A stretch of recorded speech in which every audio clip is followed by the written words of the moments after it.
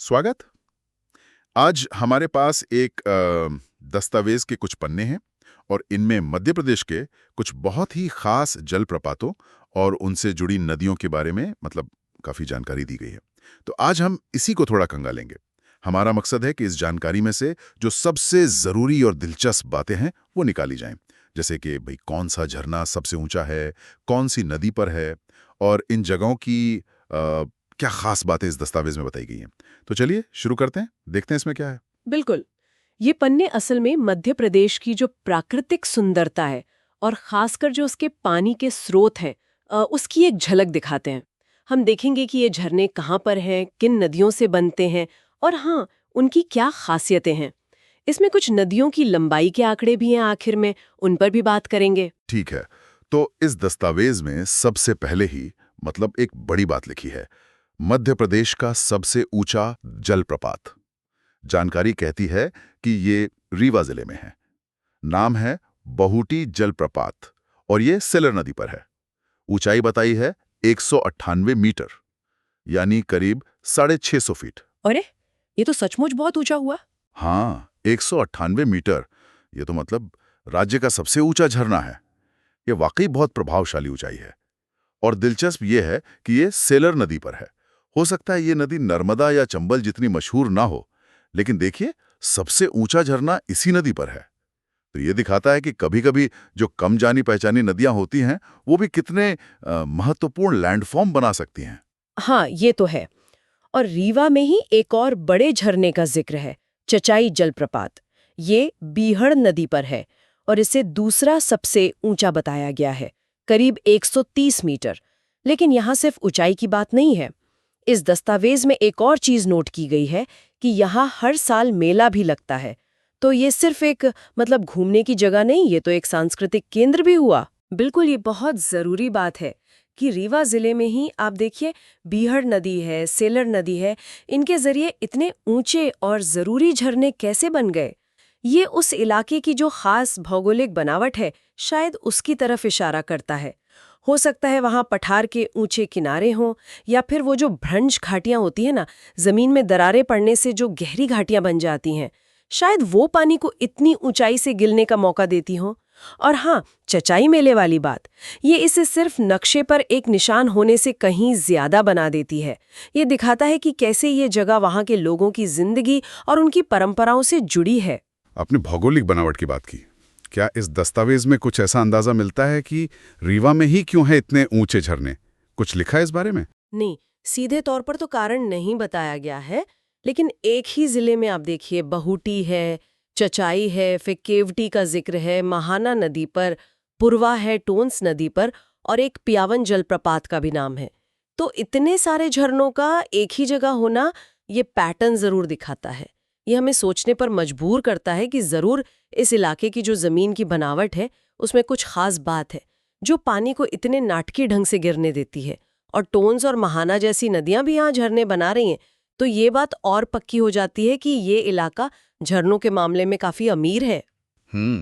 यानी रीवा जिला इस दस्तावेज के हिसाब से तो मध्य प्रदेश का एक किस्म का वाटरफॉल हॉटस्पॉट हुआ। हम्म अच्छा, अब रीवा के इन ऊंचे झरनों से थोड़ा आगे बढ़ते हैं और नजर डालते हैं मध्य प्रदेश की जीवन रेखा यानी नर्मदा नदी पर। इस दस्तावेज में नर्मदा पर बने कई झरनों का जिक्र है।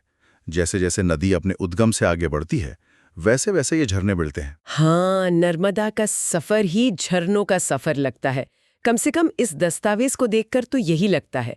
शुरुआत होती है उद्गम स्थल अमरकंटक के पास ही, जो अनूपपुर जिले में है। यहाँ कपिलधारा और दुग्धधारा का नाम है, और कपिलधारा के पास कपिलेश्वर मंदिर का भी जिक्र है, जो इसे एक आध्यात्मिक पहलू देता है। लगता है इसका नाम शायद महर्षि कपिल से जुड़ा हो। और ये दुग्धधारा नाम, क्या पानी दूध जैसा सफेद दिखता है वहां? दस्तावेज में तो वजह नहीं लिखी, पर अक्सर ऐसे नाम इसलिए पढ़ते हैं क्योंकि पानी चट्टानों से टकराकर बहुत झाग बनाता है, या फिर उसका रंग दूधिया सा दिखता है।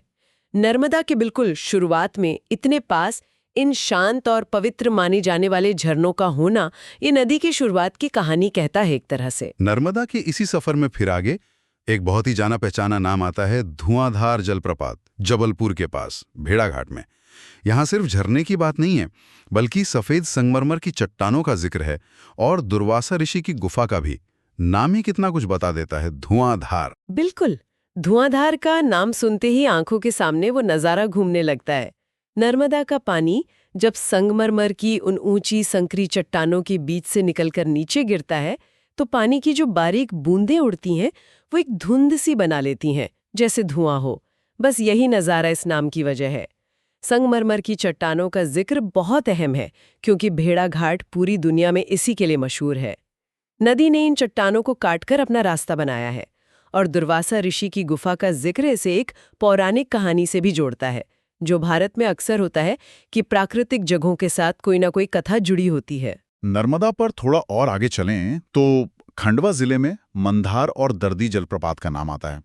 इनके बारे में ज्यादा कुछ लिखा तो नहीं है इस दस्तावेज में, पर इनका होना ये बताता है कि नर्मदा सिर्फ भेड़ाघाट में ही नहीं, बल्कि अपने बीच के रास्ते में भी ऐसे झरने बनाती है। सही कहा। जरूरी नहीं कि हर झरना धुआंधार जितना बड़ा या मशहूर हो, लेकिन मंधार और दर्दी जैसे झरने नदी का जो लगातार बहना है और उसकी जो ताकत है उसको दिखाते हैं। खंडवा जिले में इनका होना नर्मदा के लंबे सफर के अलग अलग पड़ावों को दिखाता है। और फिर एक और बड़ा दिलचस्प नाम, सहस्त्रधारा जलप्रपात। ये खरगोन जिले में है, महेश्वर के पास, नर्मदा पर ही। दस्तावेज बताता है कि सहस्त्रधारा का मतलब होता है 1000 धाराएं। ये नाम सुनकर क्या लगता है? हाँ, ये नाम ही खुद अपनी कहानी कह रहा है। सहस्त्रधारा का मतलब ही यही है कि यहाँ नदी शायद काफी चौड़ी हो जाती होगी और पानी एक सीधी धार में गिरने के बजाय बहुत सारी छोटी बड़ी धाराओं में बंटकर चट्टानों पर फैलता हुआ बहता या गिरता होगा, जिससे ऐसा लगता होगा मानो हजारों धाराएं बह रही हों। ये नर्मदा का एक बिल्कुल अलग रूप दिखाता है। पहले हमने वो संकरी घाटी में गिरता धुआंधार देखा, और अब यहाँ ये फैला हुआ अनेक धाराओं वाला सहस्त्रधारा। और महेश्वर के पास होना, जो खुद ही एक ऐतिहासिक और धार्मिक शहर है, वो इसके महत्व को और बढ़ा देता है। तो नर्मदा की ये झरने कपिलधारा से लेकर सहस्त्रधारा तक, ये एक तरह से नदी की पूरी कहानी कह रहे हैं, उसके उद्गम की शांति से लेकर मैदानों में उसके फैले हुए रूप तक। हाँ, बहुत अच्छे से समझा आपने। ये सिर्फ पानी गिरने की जगह नहीं है, बल्कि नदी का जो चरित्र है उसके अलग अलग पहलू हैं जो इस दस्तावेज में दिख रहे हैं। अच्छा, नर्मदा के अलावा भी ये दस्तावेज हमें कुछ और नदियों के किनारों पर ले जाता है जहां सुंदर झरने हैं, जैसे सागर जिले में बीना नदी पर भालकुंड जलप्रपात। इसका एक और नाम भी लिखा है, राहतगढ़ जलप्रपात। जी, बीना नदी, जो बेतवा की सहायक नदी है, उस पर बना ये भालकुंड या राहतगढ़ झरना, ये बुंदेलखंड इलाके का एक अहम प्राकृतिक नज़ारा है। दो नाम होना ये कई बार होता है कि स्थानीय लोग किसी और नाम से बुलाते हैं और सरकारी रिकॉर्ड में कुछ और होता है। ये अपनी सुंदरता के लिए जाना जाता है और ये दिखाता है कि सिर्फ बड़ी नदियां ही नहीं, उनकी सहायक नदियां भी कितने महत्वपूर्ण झरने बनाती हैं। और फिर पन्ना जिले का जिक्र है, जहां केन नदी पर पांडव जलप्रपात है। और इसकी खास बात ये बताई गई है कि ये पन्ना राष्ट्रीय उद्यान के पास है। ये तो मतलब जो प्रकृति प्रेमी है उनके लिए डबल फायदा हो गया। बिल्कुल, एक झरना और एक नेशनल पार्क का साथ होना, ये तो वाकई एक अद्भुत अनुभव देता होगा। पांडव जलप्रपात, जिसका नाम शायद महाभारत के पांडवों से जोड़ा जाता है, ये केन नदी पर है और नेशनल पार्क की सीमा के पास होने का मतलब है कि यहाँ पानी, जंगल और जंगली जानवर, इन सब का एक अनूठा संगम देखने को मिलता होगा। ये दिखाता है कि प्रकृति के अलग अलग तत्व कैसे एक दूसरे से जुड़े हैं। और केन नदी पर ही एक और झरने का जिक्र है, लेकिन जिला अलग है। रनेह जलप्रपात, छतरपुर जिले में, खजुराहो के पास। हाँ, रने भी केन नदी का ही एक शानदार नज़ारा है। ये अपनी भूवैज्ञानिक बनावट के लिए ज़्यादा मशहूर है। यहाँ केन नदी एक बहुत गहरी घाटी बनाती है, जिसे कभी-कभी केन कैनियन भी कह देते हैं। दस्तावेज में तो नहीं लिखा, पर आमतौर पर पता है कि यहाँ ग्रेनाइट जैसी अलग अलग रंगों की चट्टानों की परतें दिखाई देती हैं। और खजुराहो के जो विश्व प्रसिद्ध मंदिर हैं, उनके इतने पास होने की वजह से ये पर्यटकों के लिए एक और आकर्षण बन जाता है। तो केन नदी पर हमें दो जरूरी और अलग अलग तरह के झरने मिल रहे हैं इस दस्तावेज से, पांडव और रने। अब जरा चंबल नदी की तरफ चलते हैं। दस्तावेज में इस पर भी झरनों का जिक्र है। पहला नाम है चूलिया जलप्रपात। पर यहाँ थोड़ी उलझन है क्योंकि जगह लिखी है राजस्थान राज्य। चंबल नदी मध्य प्रदेश और राजस्थान के बीच सीमा बनाती हुई बहती है काफी दूर तक, तो ये बिल्कुल मुमकिन है। चूलिया जलप्रपात असल में भैंसरोड़गढ़ राजस्थान के पास है, जो मध्य प्रदेश की सीमा से बिल्कुल सटा हुआ है। तो हाँ, तकनीकी रूप से भले ये राजस्थान में हो, लेकिन चंबल नदी प्रणाली का हिस्सा होने की वजह से इसका जिक्र यहाँ बिल्कुल सही लगता है। ये अपनी गहराई और चट्टानी बनावट के लिए जाना जाता है। लेकिन चंबल पर मध्य प्रदेश के अंदर भी एक झरने का जिक्र है, झाड़ीदाहा जलप्रपात, इंदौर जिले में। हाँ, ये जानकारी अहम है। चंबल नदी निकलती कहाँ से है? इंदौर के पास महू की जानापाव पहाड़ियों से। तो झाड़ीदाहा का इंदौर जिले में होना ये दिखाता है कि चंबल अपने उद्गम के पास भी झरने बनाती है। ये शायद स्थानीय लोगों में ज्यादा जाना जाता हो। ये चंबल के ऊपरी हिस्से की कहानी कहता है, जबकि चूलिया उसके आगे के सफर की। इस दस्तावेज में कुछ और झरने भी हैं जो अलग अलग जगहों पर हैं, जैसे बालाघाट जिले में वैनगंगा नदी पर गांगुलपारा जलप्रपात है, और ये गोदावरी नदी सिस्टम का हिस्सा है। बालाघाट में गांगुलपारा जलप्रपात का होना इस क्षेत्र की प्राकृतिक दौलत को दिखाता है, जो शायद मुख्य टूरिस्ट नक्शे पर उतना ना उभरा हो। इंदौर जिले में झाड़ीदाहा के अलावा एक और नाम है पाताल पानी जलप्रपात। हाँ, पाताल पानी तो इंदौर के पास काफी मशहूर रहा है, खासकर पिकनिक स्पॉट की तरह। इसका नाम ही कितना गहरा है, पाताल, जो शायद इसकी गहराई या नीचे बनी गहरी घाटी की तरफ इशारा करता हो। इंदौर जैसे बड़े शहर के इतने पास ऐसी प्राकृतिक जगहों का होना वाकई बहुत जरूरी है। और एक नाम और है शंकर खोल जलप्रपात, धार जिले में। नदी का नाम नहीं दिया इसके साथ। हो सकता है ये किसी छोटी स्थानीय नदी या नाले पर हो।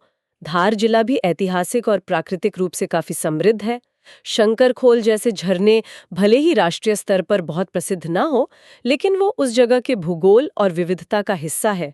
ये पूरी लिस्ट देखकर तो यही लगता है कि मध्य प्रदेश के कोने कोने में बड़ी छोटी कई नदियों पर अलग अलग साइज और तरह के झरने मौजूद हैं।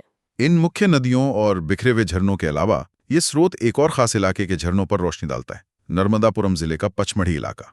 यहाँ दस्तावेज में लिखा है, नर्मदापुरम जिले से घिरे प्रमुख जलप्रपात अप्सरा, रजत, जमुना, जिसे बी फॉल भी कहते हैं, और डचेस फॉल।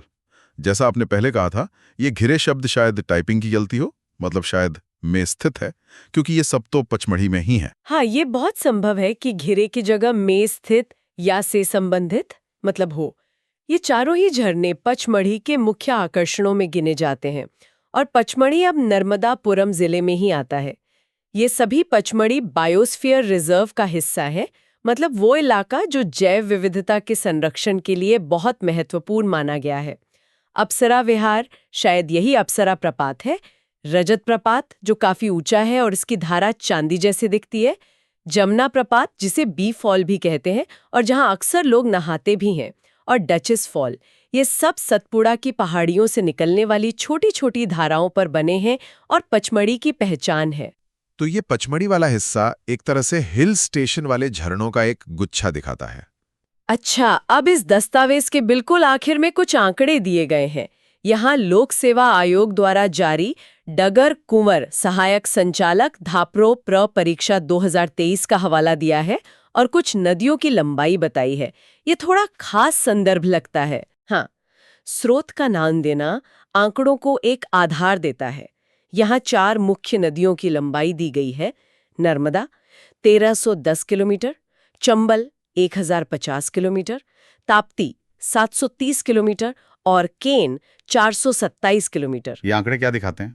नर्मदा सबसे लंबी है, ये तो खैर पता ही था। नर्मदा की 1310 किलोमीटर लंबाई मध्य प्रदेश और गुजरात में उसका जो विशाल फैलाव है और उसका जो महत्व है उसे साफ करती है। तभी तो उसे जीवन रेखा कहते हैं। जी। चंबल का 1050 किलोमीटर लंबा होना भी बताता है कि ये कितनी बड़ी नदी प्रणाली है जो मध्य प्रदेश, राजस्थान और फिर उत्तर प्रदेश तक जाती है। ताप्ती, जो नर्मदा के लगभग समानांतर बहती है, उसकी लंबाई 730 किलोमीटर है। ये भी काफी महत्वपूर्ण है। और केन, जिस पर हमने पांडव और रने झरनों की बात की, उसकी 427 किलोमीटर लंबाई भी कम नहीं है।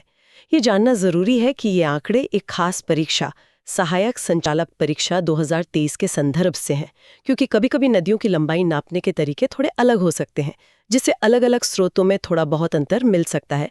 लेकिन हाँ, ये आंकड़े इन नदियों के पैमाने और उनके तुलनात्मक आकार का एक साफ चित्र देते हैं। तो इस दस्तावेज के पन्नों ने हमें मध्य प्रदेश के झरनों की एक अच्छी खासी सैर करा दी।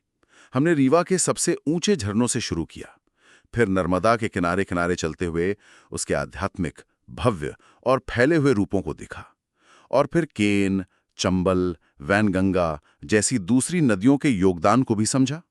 भेड़ाघाट का संगमरमर, सहस्त्रधारा का मतलब, चचाई का मेला, पचमढ़ी के सुंदर झरने, कई दिलचस्प पहलू सामने आए। तो अगर हम इस सारी जानकारी का निचोड़ निकालें तो क्या कहेंगे? ये तो साफ है कि मध्य प्रदेश पानी के स्रोतों और प्राकृतिक सुंदरता से बहुत अमीर है।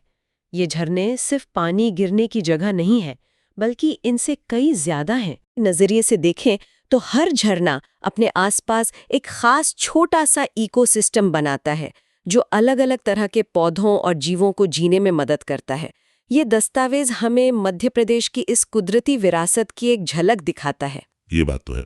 यहाँ एक ख्याल आ रहा है मन में, जिस तरह ये नदियाँ पहाड़ों को काटती हैं, चट्टानों को तराश कर ये इतने खूबसूरत झरने बनाती हैं और मध्य प्रदेश की ज़मीन को एक शक्ल देती हैं, उसी तरह ये पानी के स्रोत, ये झरने, ये नदियाँ वहाँ के लोगों की ज़िंदगी, उनकी रोजी रोटी, उनकी संस्कृति और उनके भविष्य की जो उम्मीदें हैं, उनको किस तरह से आकार देते होंगे। ये सोचने का एक गहरा बिंदु है, जिस पर शायद ये दस्तावेज हमें सोचने के लिए छोड़ जाता है। वाकई एक बेहतरीन सवाल जो इस जानकारी से आगे सोचने पर मजबूर करता है। आज इस दस्तावेज को समझने में मदद करने के लिए बहुत बहुत धन्यवाद।